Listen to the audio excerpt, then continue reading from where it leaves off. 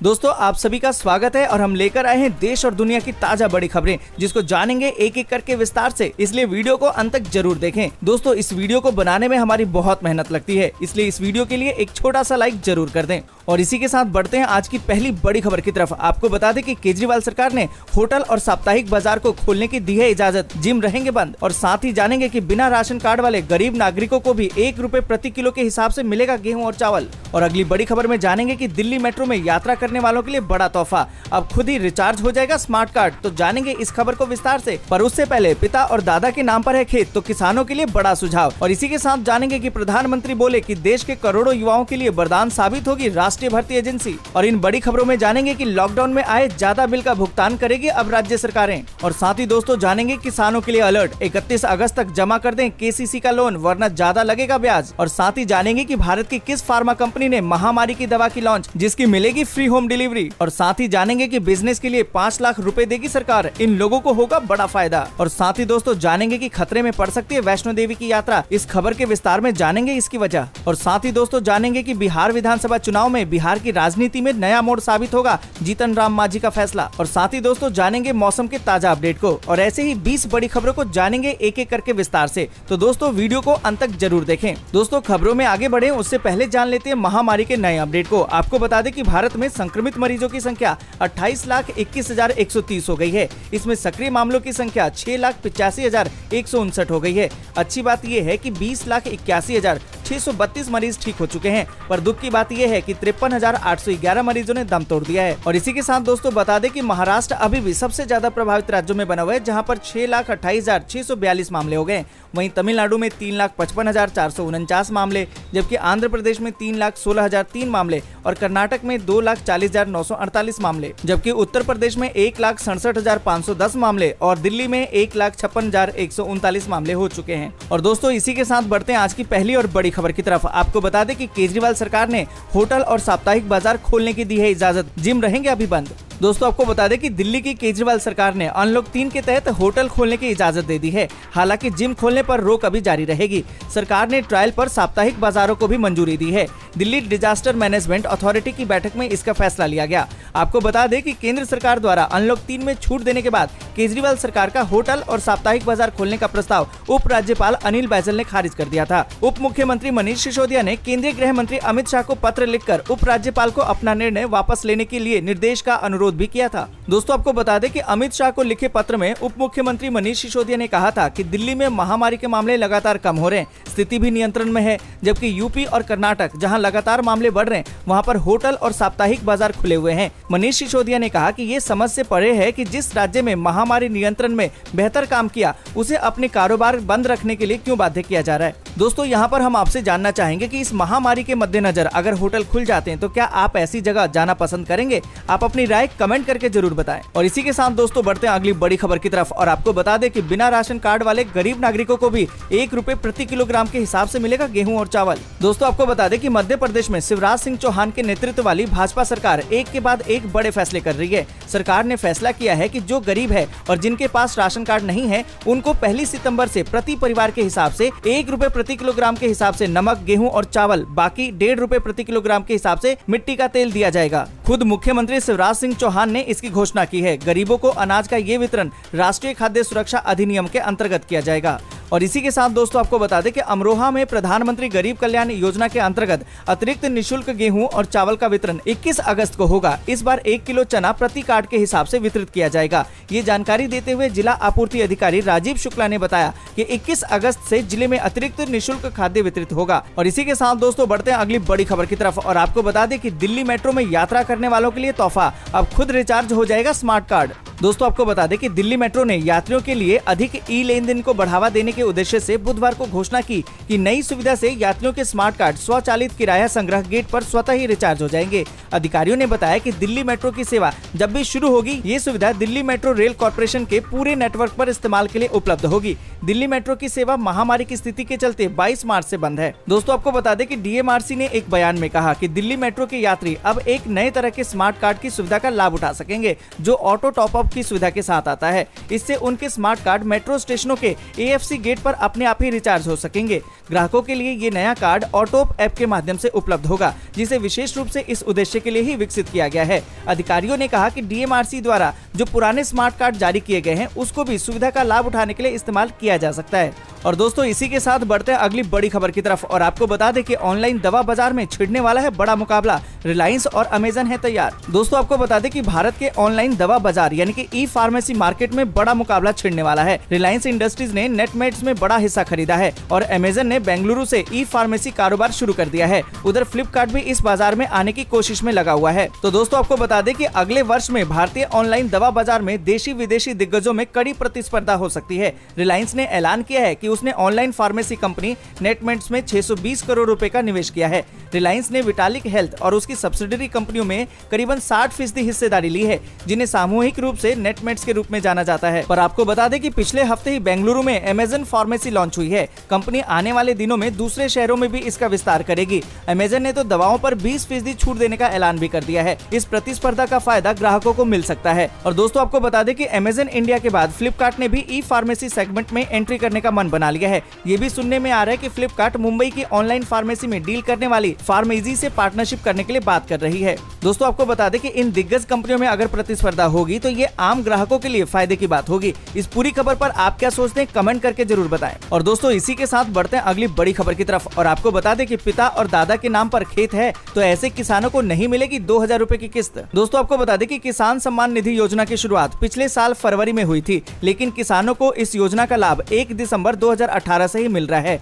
अब तक किसानों के बैंक खाते में 6 किस्तें आ चुकी हैं। जब से योजना लागू हुई तब से लेकर अब तक किसानों के खाते में 12,000 रुपए ट्रांसफर किए जा चुके हैं। दोस्तों आपको बता दें कि नियम के मुताबिक पीएम किसान सम्मान निधि पाने के लिए किसान के नाम पर खेत होना जरूरी है। अगर खेती योग्य जमीन किसान के नाम पर नहीं है तो उन्हें इसका फायदा नहीं मिलेगा। यही नहीं, अगर जमीन किसान के दादा या पिता के नाम पर है तो भी इस योजना का लाभ नहीं मिलेगा। दोस्तों आपको बता दें कि इसके अलावा सबसे खास बात यह है कि अगर आपके नाम से खेती योग्य जमीन है लेकिन आप सरकारी कर्मचारी या फिर रिटायर्ड हैं तो इस योजना का लाभ नहीं उठा पाएंगे। इसके साथ ही अगर किसी के पास खेती के लिए जमीन है और उसे 10,000 रुपए मासिक पेंशन मिलती है तो भी ऐसे लोग इस योजना का लाभ नहीं उठा पाएंगे। दोस्तों आपको बता दें कि इस योजना का लाभ लेने के लिए किसान ऑनलाइन रजिस्ट्रेशन के लिए किसान सम्मान निधि पोर्टल पर अप्लाई कर सकते हैं। दोस्तों अगर आप भी किसान हैं और जमीन आपके नाम पर है तो आप भी जल्दी से अप्लाई कर दीजिए और सरकार द्वारा दी जाने वाली सुविधा का लाभ उठाइए। पर इस पूरी खबर पर आप क्या सोचते हैं, कमेंट करके जरूर बताएं। और दोस्तों इसी के साथ बढ़ते हैं अगली बड़ी खबर की तरफ और आपको बता दें कि प्रधानमंत्री नरेंद्र मोदी बोले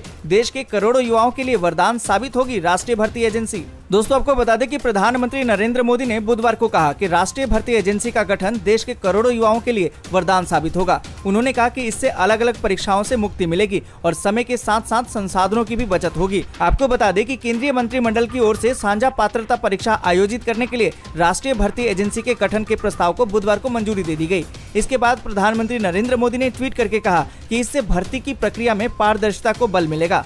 उन्होंने कहा कि राष्ट्रीय भर्ती एजेंसी करोड़ों युवाओं के लिए वरदान साबित होगी। साझा पात्रता परीक्षा के जरिए अलग अलग परीक्षाओं को समाप्त करेगी और समय के साथ संसाधनों की भी बचत करेगी। इससे पारदर्शिता को और बल मिलेगा। और इसी के साथ दोस्तों बढ़ते हैं अगली बड़ी खबर की तरफ और आपको बता दें कि लॉकडाउन में आए ज्यादा बिल का भुगतान करेगी राज्य सरकार। महाराष्ट्र में 1 करोड़ परिवारों को मिलेगा लाभ। दोस्तों आपको बता दें कि लॉकडाउन की अवधि के दौरान ज्यादा बिजली बिल से परेशान उपभोक्ताओं को महाराष्ट्र सरकार ने बड़ी राहत दी है। उद्धव ठाकरे सरकार ने सूबे के 1 करोड़ से ज्यादा ग्राहकों के अतिरिक्त बिल को भरने का फैसला किया है। राज्य सरकार का कहना है कि लॉकडाउन के दौरान आए ज्यादा बिल की सरकार भरपाई करेगी। ऐसी शिकायतों का निपटारा किया जाएगा। इससे पहले जुलाई में राज्य के दिग्गज कारोबारियों और सेलिब्रिटीज ने शिकायत की थी कि उनका बिजली का बिल दुगना या तिगुना हो गया है। इसके बाद से ही सरकार बढ़े हुए बिजली के बिलों को लेकर लोगों को राहत देने पर विचार कर रही थी और अब राज्य सरकार ने इस समस्या से निपटने के लिए ये फैसला लिया है कि हर परिवार को 2019 में आए बिल के हिसाब से भुगतान करना होगा। इस तरह यदि महामारी काल में किसी का अतिरिक्त बिल आया होगा तो उसे ज्यादा रकम चुकाने से राहत मिल जाएगी। राज्य सरकार का कहना है कि यदि अप्रैल, मई और जून के महीने का बिल बीते साल की तुलना में 100 यूनिट तक अधिक आया है तो सरकार सरकारी खजाने से उसका भुगतान करेगी। यदि किसी का बिल 100 यूनिट से लेकर 300 यूनिट तक ज्यादा आया है तो सरकार अतिरिक्त बिल का 50% हिस्सा वहन करेगी। और इसी के साथ दोस्तों बढ़ते अगली बड़ी खबर की तरफ और आपको बता दें कि GI टैग के साथ होगी देशी उत्पादों की ऑनलाइन बिक्री। सरकार इसी हफ्ते कर सकती है ई-कॉमर्स कंपनियों से बात। दोस्तों आपको बता दें कि वोकल फॉर लोकल थीम के तहत सरकार जल्द बाजार में में एक पायलट प्रोजेक्ट लॉन्च कर सकती है, जिसका उद्देश्य जीआई टैग से देशी उत्पादों को अलग पहचान दिलाना है। आपको बता दें कि एक रिपोर्ट के मुताबिक इसी हफ्ते ई कॉमर्स कंपनियों से बात कर सकती है। मीटिंग में ई कॉमर्स दिग्गजों फ्लिपकार्ट, अमेजन और स्नैपडील से दिशा निर्देशों और प्रशिक्षण पर बातचीत होगी। 74वें स्वतंत्रता दिवस के अवसर पर देश के प्रधानमंत्री नरेंद्र मोदी ने भारत में बने उत्पादों को वैश्विक स्तर पर ले जाने की बात कही थी। सरकार देश में आत्मनिर्भर भारत योजना के अंतर्गत लोकल प्रोडक्ट और उसके निर्माता कंपनियों को आर्थिक रूप से बढ़ावा देने के लिए नई योजना पर काम कर रही है। मीडिया रिपोर्ट्स के मुताबिक DPIIT इसी हफ्ते ई कॉमर्स कंपनियों से जीआई टैग पर बात कर सकती है।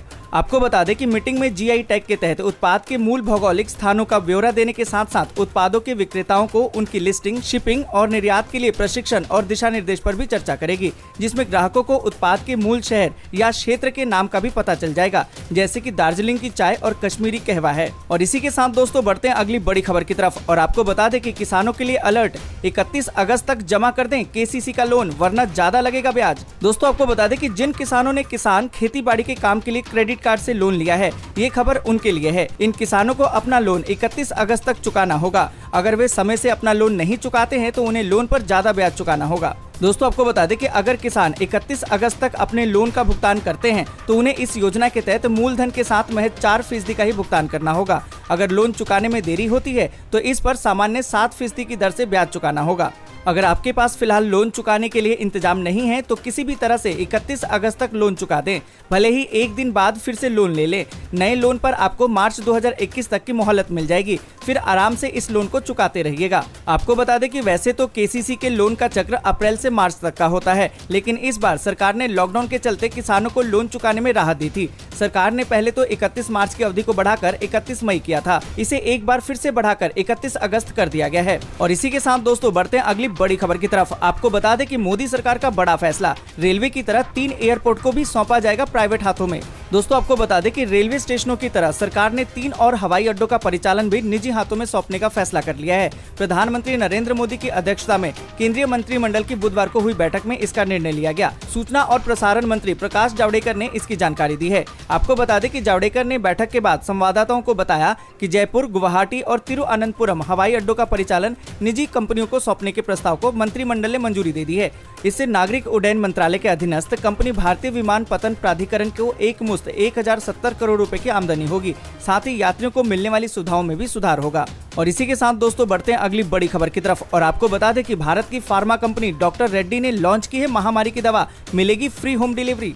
दोस्तों आपको बता दें कि भारत की बड़ी pharma company doctor Reddy's lab ने महामारी की दवा लॉन्च कर दी है। इससे पहले महामारी के इलाज में कारगर साबित हुई ड्रग फेविपिराविर को कई कंपनियों ने अलग अलग नाम से लॉन्च किया। अब डॉक्टर रेड्डीज ने भी फेविपिराविर के जेनेरिक वर्जन को लॉन्च कर दिया है। दोस्तों आपको बता दें कि डॉक्टर रेड्डीज ने एविगन को 200 mg की टैबलेट में लॉन्च किया है। एविगन को drug controller general of India यानी कि DCGI से मंजूरी मिली है। दवा का इस्तेमाल हल्के और मध्यम महामारी से पीड़ित मरीजों के इलाज के लिए किया जाएगा। डॉक्टर रेड्डीज के ब्रांडेड मार्केट के CEO MV रमन के मुताबिक कंपनी महामारी रोगियों के लिए इस महत्वपूर्ण इनोवेटर दवा को लॉन्च कर रही है। और इसी के साथ दोस्तों बढ़ते हैं अगली बड़ी खबर की तरफ। आपको बता दें कि बिजनेस के लिए 5 लाख रुपए देगी सरकार, इन लोगों को होगा फायदा। दोस्तों आपको बता दें कि महामारी के बीच उत्तर प्रदेश में छोटे कारोबारियों को बिजनेस बढ़ाने में योगी सरकार मदद करेगी। उन्हें अपने प्रोडक्ट की मार्केटिंग के लिए 5 लाख रुपए की मदद मिलेगी। सरकार ने प्रदेश में MSME को नई स्टार्टअप नीति 2020 के तहत मार्केटिंग सहायता देने का फैसला किया है। नई स्टार्टअप नीति 2020 को अधिसूचित कर दिया गया है। आपको बता दें कि मोदी सरकार ने MSME सेक्टर को मजबूती देने के लिए कई तरह की मदद देने का ऐलान किया है। इनमें से बिजनेस बढ़ाने के लिए प्रोत्साहन के साथ साथ लोन के ब्याज में भी सब्सिडी तक शामिल है। और इसी के साथ दोस्तों बढ़ते हैं अगली बड़ी खबर की तरफ और आपको बता दें कि खतरे में पड़ सकती है वैष्णो देवी की यात्रा, ये है बड़ी वजह। दोस्तों आपको बता दें कि 16 अगस्त को शुरू हुई माता वैष्णो देवी की यात्रा पर फिर से संकट के बादल छा रहे हैं। इस बार भी संकट का कारण महामारी ही बन रहा है। दरअसल श्री माता वैष्णो देवी भवन पर तैनात करीबन 22 कर्मचारी महामारी पॉजिटिव पाए गए हैं। हालांकि बोर्ड की तरफ से इस बाबत कोई फैसला नहीं लिया गया है, पर ऐसा लग रहा है कि शायद यात्रा को फिर से बंद कर दिया जाए। वहीं यात्रा पर आने वाले भक्तों की गिनती कम है। आपको बता दें कि बोर्ड ने जितने भक्तों की संख्या प्रतिदिन के लिए तय की है, उतने भी भक्त यात्रा पर नहीं आ रहे हैं। यात्रा को शुरू हुए आज 5वां दिन हो गया है। बोर्ड अपने सभी कर्मचारियों के टेस्ट करवा रहा है। एहतियात भी बरती जा रही है। अभी तक पॉजिटिव आए 22 कर्मचारियों में 10 सुरक्षाकर्मी, 8 पुजारी और हेड पुजारी भी शामिल है। और इसी के साथ दोस्तों बढ़ते हैं अगली बड़ी खबर की तरफ और आपको बता दें कि बिहार की राजनीति में नया मोड़ साबित होगा जीतन राम मांझी का फैसला। दोस्तों आपको बता दें कि महागठबंधन में शामिल हिंदुस्तानी अवाम मोर्चा यानी कि HAM चुनाव से ठीक पहले एक बार फिर से पाला बदल सकती है। इसके अध्यक्ष पूर्व मुख्यमंत्री जीतन राम मांझी हैं, जो पिछले लंबे समय से महागठबंधन में अपनी उपेक्षा का आरोप लगाकर गरम नरम होते रहे हैं। अब अनुसूचित जाति वर्ग के ही श्याम रजक के जनता दल यूनाइटेड से बाहर होने पर मांझी को JDU में अपने लिए रास्ता साफ नजर आ रहा है। गुरुवार को वे अपने पत्ते खोलेंगे। JDU अभी बिहार में भारतीय जनता पार्टी यानी कि BJP का प्रमुख सहयोगी दल है। दोस्तों आपको बता दें कि मांझी पिछले 5 से 7 वर्षों से प्रदेश की राजनीति में अपने अस्तित्व के लिए मुकाबला कर रहे हैं। इन वर्षों में उन्हें अब तक कोई स्थायी ठौर नहीं मिला है। फिलहाल उनका ठिकाना महागठबंधन है, लेकिन अब वे इससे भी मुक्त होने की तैयारी में हैं। इसकी असली वजह उनकी उपेक्षा है, ऐसा आरोप वे खुद लगाते हैं। मुद्दा समन्वय समिति का हो या फिर लोकसभा या फिर विधानसभा चुनाव के सीटों के बंटवारे का, उन्हें लंबे समय से राष्ट्रीय जनता दल यानी कि JDU नेतृत्व से शिकायत रही है।